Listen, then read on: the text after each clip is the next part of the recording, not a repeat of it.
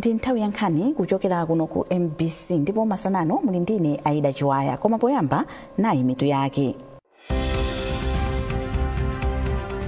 Mayi wa dziko lino Madam Gertrude Mutharika wati ndi okondwa ndi kuchilimika kwa timu ya mpira wa miyendo ya atsikana ya Scorchers ku mpikisano wa WAFCON.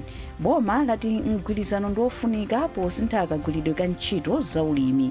Ndipo mu nkhani za masewero timu ya dziko lino ya mpira wa miyendo wa atsikana ya Scorchers ikumana ndi Ghana la mulungu lino mu ndime ya quarter final.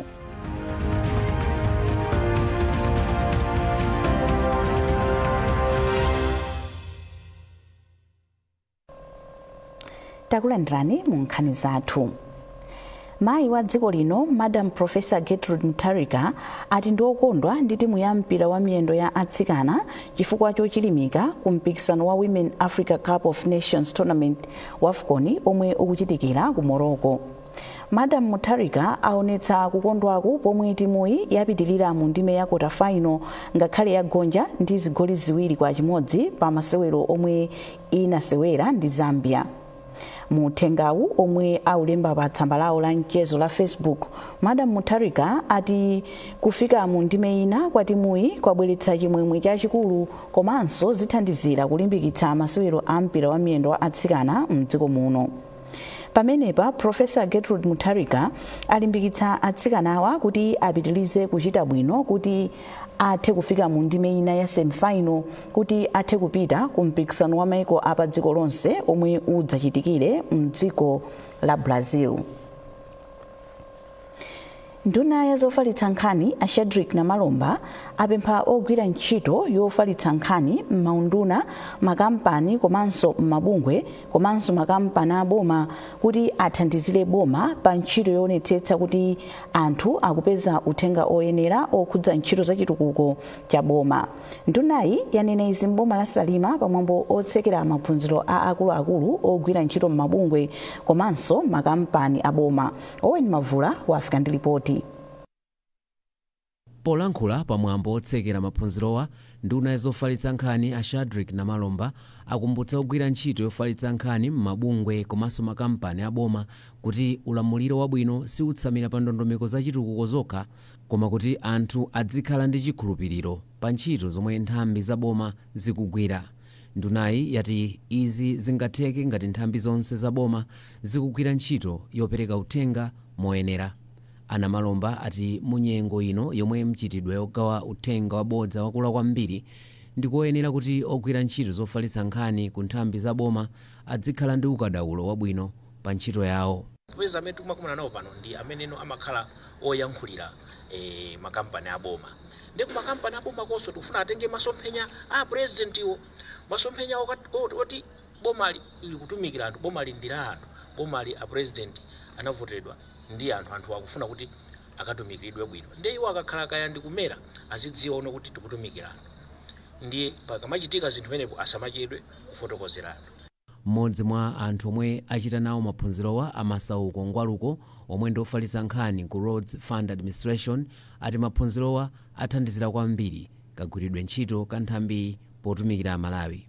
Komati atidziwitsa ndikutikumbutsa kuti agenda imene ilipo ndi aboma, ntchito zimene timagwira ku mapalasteto ngati ife aku misewu ku Roads Fund Administration tikugwira ntchito yotumikira Malawi. Ndi atikumbutsa kuti ntchito zimenezi tionetsetse kuti zomwe tikuchita ndi zimene boma likufuna komanso chomwe Malawi amene anasankha zomwe akufuna ku boma ziwafikire. Boma lalimbikitsa ogwira ntchito zofalitsa nkhani m'maunduna komanso nthambi za boma kuti azame pa ntchito yawo kuti anthu adziwe ntchito za chitukuko chosiyanasiyana chomwe boma likuchita.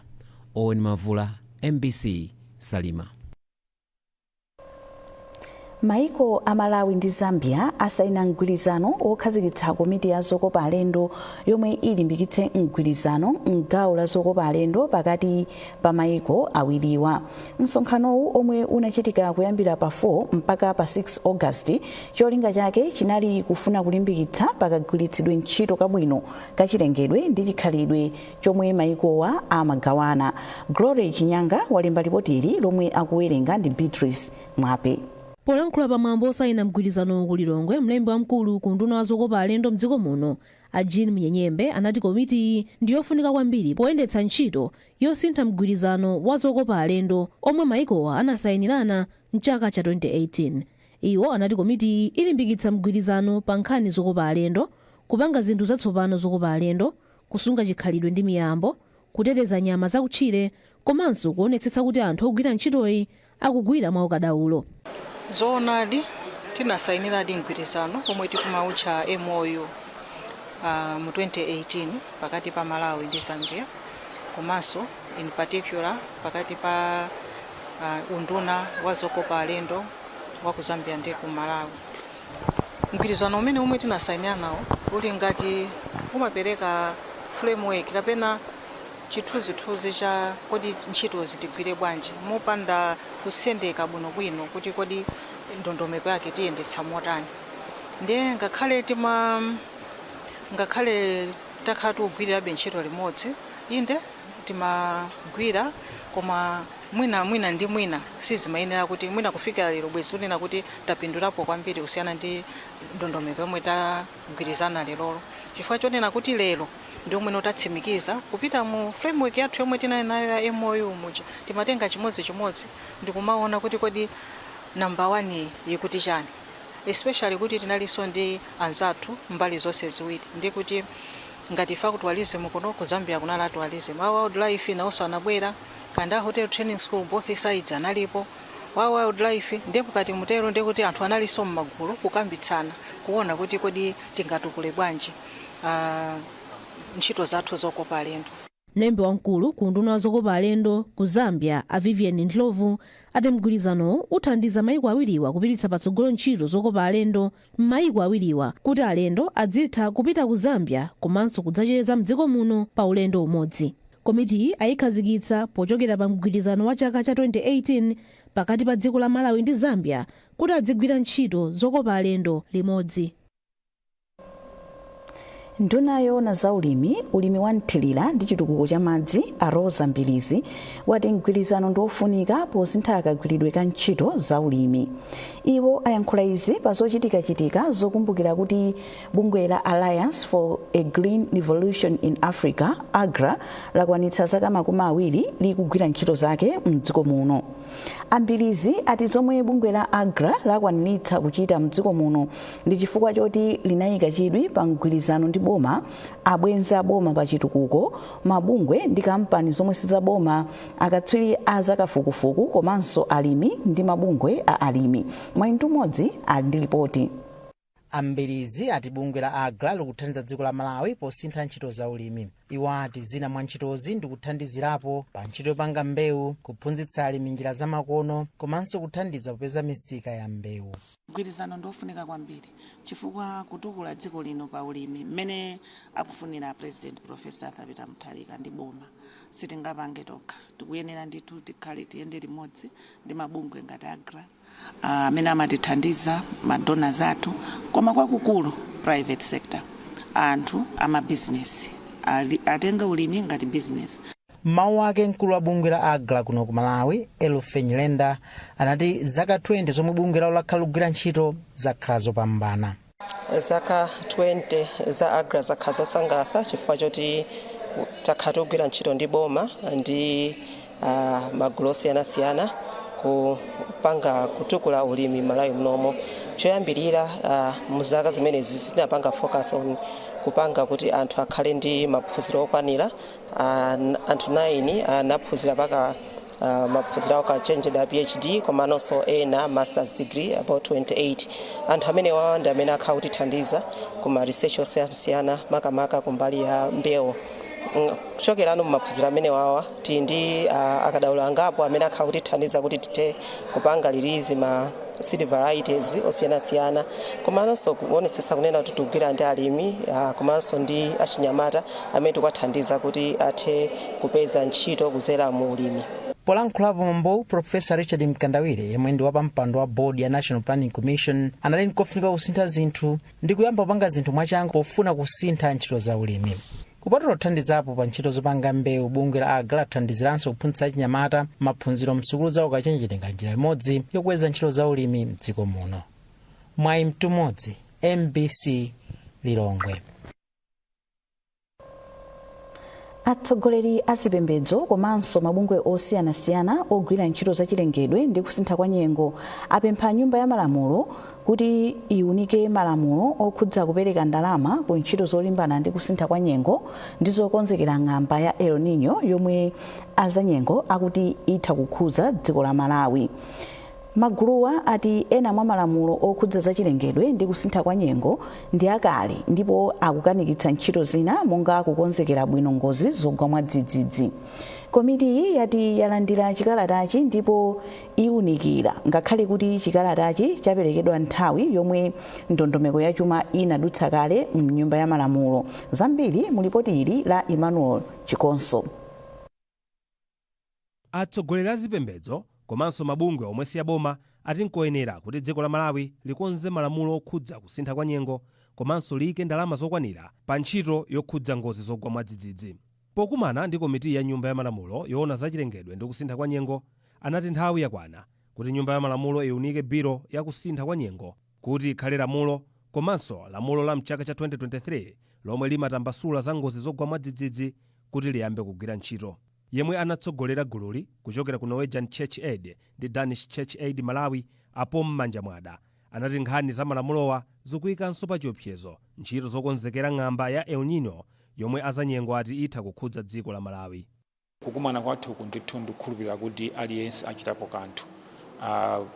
Uthenga umene apatsa boma taperekanso ma recommendations amene angapange ifenso kumbali kutitsatira.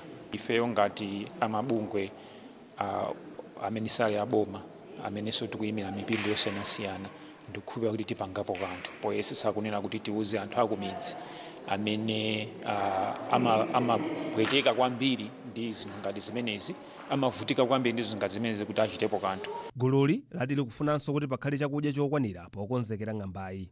Wapampando wa komiti yoona za chilengedwe ndi kusintha kwa nyengo ati Yaone Henry anati ngakhale mabungwewa achedwa kamba kuti ndondomeko ya chuma ya boma yadutsa pakufunikira kugwirana manja kuphunzitsa anthu za njira zothanirana ndi zotsatira za ng'amba ngati itafika m'dziko muno. Sitinganene kuti achedweratu koma kupita chitsogolo tikuyeneka kuti tiziuzidwa bajeti isanabwere chifukwa kuti tikamapanga ndondomeko ya chuma cha boma ichi timayeneka kuti tikhale tikudziwa kuti kodi tilowe pati tipange pati. Ifenso ngati komiti tikapasidwa information yokwanira ndekuti timatha unenerera kunena kuti unduna wathu wa zachuma udziwe kufunikira ifika nkhani ya panopa kupereka ndalama ku nkhani ya kusintha kwa nyengo si nkhani yokambirana ndi nkhani yoti ngati dziko tikuyeneka kutengapo gawo. Ngamangodalira mabungwe ndi maiko akunja otithandiza. Amabungwewa ati ntchito yokonzekera kuthana ndi El Nino ndi yochepa kusiyana ndi kuthana ndi zotsatira zake. Emmanuel Chikonso, MBC, Lilongwe.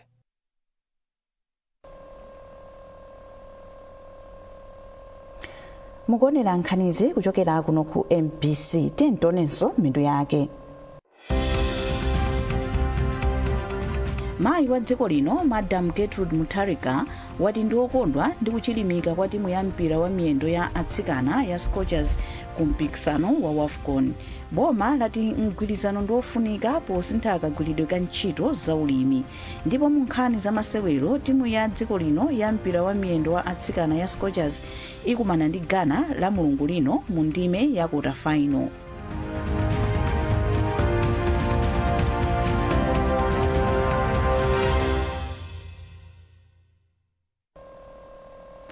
Takulandiranso mu nkhani zathu.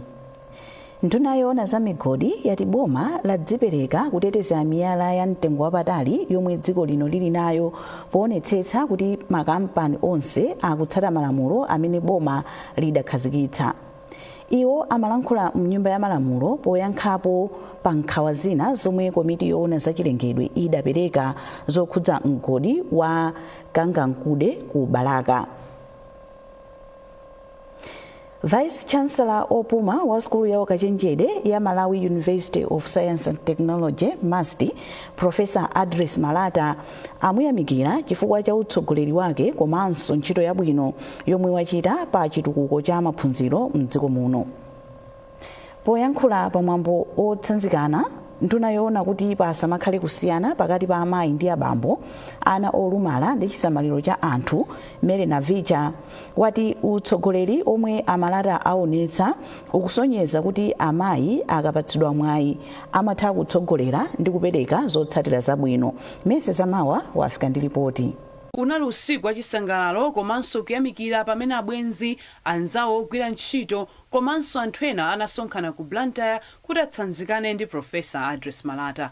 Polankhula pamwambowu nduna yoona kuti pasamakhale kusiyana pakati pa amayi ndi abambo ana olumala ndi chisamaliro cha anthu mayi Mary Navicha ati Professor Malata ndi chitsanzo cha amayi amene wachita bwino komanso kudzipereka pa ntchito. Tingathe kukamba zambiri mpaka nakunja zabwino zimene yapanga Professor Malata.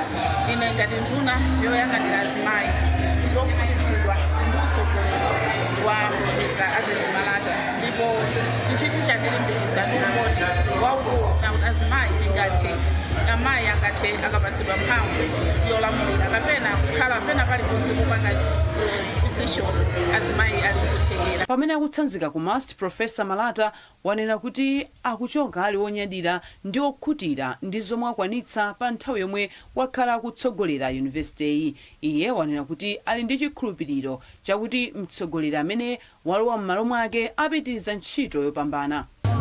Akakupatsa ntchito ndiye ntchito yongati ulumi. Ineyo zanga zimene mungana ndipatsa ku MUST poyamba ndinapita ngati Deputy Vice Chancellor ndinakhala pa udindo ofisipita kachimodzi kwa boma linatipempha kuti kenapo ndigwirizire ngati Vice Chancellor kenapo ndachita mainterview ndikukonza kukhala Vice Chancellor oyamba komanso mayi oyamba m'Malawi muno kuyendetsa university ijenalibe maprogram ndiyo tikoyambirako tinayamba kupanga maprogramu atsopano kutumiza ku masukulu tinali kuti mastafu ena akunja kuti university jefike lero mwaona ana ambiri amene achite graduate amene ansiriza komanso maprogramu kuyambira pa 3 patsopano maprogramu athu akudera 70. Professor Adres Malata wakhala Vice Chancellor wa skulu ya ukachenjede ya MUST kwa zaka zoposa 10. Mercy Zamawa, MBC, Blantyre. Pafupifupi anthu 9 pa 100 aliwonse amatengera matenda a sickle cell kuchokera kwa makolo awo. Izi zadziwika pamwambo omwe bungwe la 18 Nkwanda Sickle Cell Foundation linachititsa ati pozindikiritsa anthu za nthenda ya sickle cell omwe anayitana anthu omwe ali ndi nthendayi komanso adindo osiyanasiyana. Zambiri mulipoti ili la Chifundo Mota. 0.1 ya anthu pa 100 aliwonse ali ndi nthenda ya sickle cell, pomwe anthu pafupifupi 9 pa 100 aliwonse amatengera matenda a sickle cell kuchokera kwa makolo awo. Poyankhula pamwambo ozindikiritsa anthu za matendawa, mkulu wa bungwe la 18 Nkwanda Sickle Cell Foundation Peter Nkwanda wati pakadali pano bungweli limafikira anthu omwe akudwala nthendayi m'magawo osiyanasiyana. Komabe Nkwanda apempha boma ndi anthu akufuna kwabwino kuti athandize mzipatala za mdziko muno ndi zipangizo zoyezera matendawa komanso mankhwala, ponena kuti pakadali pano ndi zosowa mdziko muno. Awareness campaign imene tapanga panoyi ndiyothandiza kuti anthu athe kudziwa kuteroko motero athano kuthandiza kwa anthu amene akuvutika ndi nthenda imeneyi. Kachiwiri timafunanso kungowaonetsa mawarriors athu akuti tili nawo limodzi, sali okha, tiyende limodzi tathandize anzathu aone kuti sali okha. Tipempheso aboma kuti chonde ikanima ndalama zokwanira ku ntchito imeneyi, nkhani ya research komanso nkhani kuonetsetsa kuti mankhwala alipo okwanira, equipment ilipo yokwanira, koma kwambiri tilimbikisenso testing.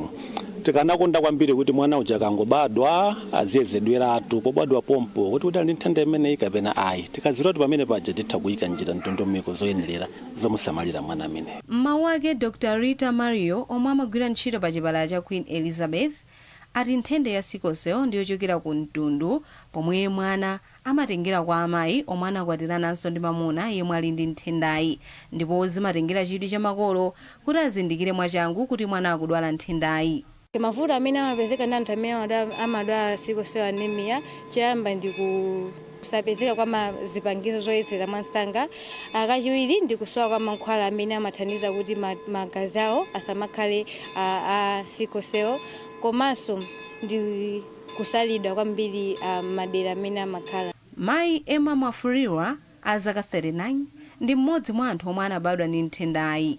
Iwo ati anthu odwala nthendayi amayang'anidwa pansi ngakhale ndi kuthekera kuchita zinthu zomwe wina aliyense amachita. Ndinagwira ku ntchito ndi NGO ina yake kumapezeka zona kuti chifukwa chakudwala ndimasiya gapu ntchito pacha nde akakhazuna kuti afuna kuchosa anthu ndakhala ndichosedwa almost kawiri pano pasindogwira ntchito komano ifuna kuti amaonabe kuti ngati pali pangapezeka munthu ochosedwa akhale kuti amene amajomba chifukwa nde ndivuto bendithu. Bungweli linakhazikitsidwa mu chaka cha 2021 kutsatira imfa ya Etienne Nkwanda yomwe anamwalira kamba ka nthenda ya sickle cell mu chaka cha 2011 ndipo kufika pano lili ndi mamembala okwana 100. Zina mwa zizindikiro za nthenda ya sickle cell ndi monga kutha kwa magazi, kutupa kwa mapazi, komanso kudwala pafupi. Chifundo Mota, MBC Blantyre. Anthu mdziko muno awapempha kuti azigwiritsa ntchito njira zovomerezeka potumiza komanso kulandira ndalama pofuna kuteteza ndalama zawo. Mkulu woona za malonda ku kampani ya FDH Holdings Adiyese Kaimira wanena izi ku Blantyre pomwe amachita maere oyamba a mpikisano wa FDH Double. Akaimira ati cholinga cha mpikisanowu ndi kulimbikitsa anthu kupewa njira zosadziwika bwino zotumizira ndalama. Iwo akufotokoza kwa mtolankhani wathu Charles Pensulo. FDH Money Bureau mwaona ikupanga maere oyambirira a promotion yomwe tikuitcha Double yomwe anthu otumiza ndalama zakunja kubwera ku Malawi kuno tikuwamema kuti azibwera kuzatengera ndalama zawo ku FDH Money Bureau kapena ku FDH Bank kapena pa FDH Digital pamene patimati FDH Mobile. Akatenga ndalama zochokera kunja pamene popo malo andachulawa akukhala ndi mwayi owina mphoto zosiyana monga mwezi uno mwaonera makastomala atingati 20 amene ali 10 amene atumiza ndalama kuchokera kunja komanso 10 amene alandira kuno ndalama onse awinako ndalama yokwana 500,000. Mpikisano kuyenda mpaka pa 30 October pomwe tidzakhale tikumaliza maere amenewa ndi makastomala okwana 4 o anayi titero adzawina ma 10 million kwacha amene azagawane ndi amene analandira ndalamayo kuti tipereke chithunzithunzi chabwinobwino amene watumiza ndalama kuchokera kunja adzakhala ndi mwayi owina nawo gawo la 10 million kwacha imeneyi kugawana ndi amene analandira koma akatero alipo anthu okwananso anayi amene azawine ma 10 million pomwe tinganene kuti maere akamadzamalizika kudzakhala 40 million kwacha yomwe ikuperekedwa kwa anthu anayi osiyanasiyana amene anayiwo adzagawananso ndi amene analandira ndalama ija. Cholinga chathu ndi kupititsa patsogolo njira zotengera ndalama molondola. Chachiwiri ndi kulimbikitsa Amalawi kuti tizitha kugwiritsa ntchito njira zokuti ndalama yathu sisowa. Munkhani za masewero zatsimikizika kuti timu ya dziko lino ya mpira wa miyendo wa atsikana ya Scorchers ikumana ndi Ghana la mulungu lino mu ndime ya quarter final ku mpikisano wa maiko amuno mu Africa wa AFCON omwe ukuchitikira mdziko la Morocco. Ghana yalepherana ndi Mali dzulo kuti imalize pa nambala yachiwiri mu gulu D ndi mapointi anayi pamene Malawi inamaliza pamwamba pa gulu C ndi mapointi asanu ndi imodzi 6. Malawi ndi Ghana anakumananso m'masewero opimana mphamvu mwezi watha pokonzekera mpikisanowu ndipo Malawi inagonja ndi zigoli zinayi kwa adu. Timu ya Scorchers ili pa nambala 31 pa mndandanda wa matimu onse muno mu Africa pamene Ghana ili pa nambala 3. Pa dziko lonse Malawi ili pa nambala 153 pamene Ghana ili pa nambala 60. Opambana apa adzakumana ndi opambana pakati pa matimu a Ivory Coast ndi Algeria. Masewero enanso a ndime ya quarter final Morocco isewera ndi South Africa pamene Nigeria ithambitsana ndi Cameroon. katswiri wa masewero a golf Paul Chidale wati wakonzekera mpikisano wa Sunshine Tour omwe ukuchitikira mdziko la South Africa kuyambira la Mulungu likudzali. Chidale akuyembekezeka kukasewera mipikisano inayi pa ulendowo. Iye wati ngakhale akukonzekera bwino akupitirirabe kukumana ndi mavuto azachuma m'mipikisano yakunja zomwe zimamubwezeretsa mbuyo pa kaseweredwe kake. Chidale akufotokoza. Ndi masewera akulu kwambiri ndikuyenda ndikakhale ndi masewera 4 masewera 4 ma tournament 4 ku South Africa ndikakhala kumina 4 weeks ndinokonzeka kwambiri chifukwa choti game yanga imasokonekera pa short game komando panopo ndaikonza ndiye ndilede kuti ndikapange pa ufemu bwino kumeneko koma ndawe zambiri chomwe chimandibweza mbuyo kwambiri chifukwa choti sponsorship ndilibe nawo kumene kuja umatoko wapita kumene kuja zinthu zambiri ndizodula china chonse mafuna do zilipira ndinono kuti upange focus umaganiza kuti ndikumenya golf ndikumaliza apa ndikuyenda ndikalipira accommodation ndikalipira KD fees chani zinthu zambiri zimakhala ma challenges aliko ambiri you end up kuti instead of kuti umenye golf yabwino umapeza kuti upanga collapse chifukwa choti mutu mwako usizikuyenda bwino ungoganiza kuti ma expenses ndilipira bwanji. Utenga wanga kwa makampani ndiyoti mwina makampani ena ata nakatakata zisapota kwa ma-professional mena ambira out muchowa ena pang'ono kumapanga ma-sponsorship kuti mwina ma-professional mapita patuwa paja aziva ma-brand yawo azikupanga marketing ma-brand yawo zinakakhala kubwino. Ulendo uno ndikupita ndilibe kwakulibe kwa munda ndingasapota ineyo so apa ndapenda ma-winning zanga ndipa ndisevako pang'ono ndigulako katiketi kanga kena kundizipita. Ndi nkhani imeneyi tafika pa mapeto pa nkhani zathu masana ano koma tisanasiyane tentonenso mitu yake. Mayi wa dziko lino Madam Gertrude Mutharika wati ndi okondwa ndi kuchilimika kwa timu ya mpira wa miyendo ya atsikana ya Scorchers ku mpikisano wa WAFCON. Boma lati mgwirizano ndiofunika posintha kagwiridwe ka ntchito za ulimi. Ndipo mu nkhani za masewero timu ya dziko lino ya mpira wa miyendo wa atsikana ya Scorchers ikumana ndi Ghana la Mulungu lino mu ndime ya quarter final.